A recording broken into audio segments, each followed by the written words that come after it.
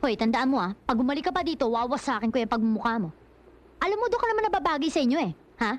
Dahil amoy squatter ka, amoy pusali, basura, kanal.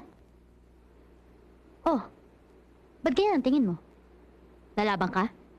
Huwag mo akong pilitin, Clara. Ganun. Sige, lumabang ka. Huwag mong pigilan ang sarili mo. Hindi ko alam kung bakit galit na galit ka sa akin. Hindi mo alam. Hindi mo alam kasi tanga ka. Hindi ako tanga. Nare-respeto ko lang mga magulang mo. Respeto? Ha? Respeto o sumisip-sip ka lang sa mga magulang ko? Inaagaw mong atensyon nila dahil naiinggit ka. Clara, kahit kailan hindi ako nainggit sa'yo. Oo, mahirap nga kami. Mabaho nga tinitira namin.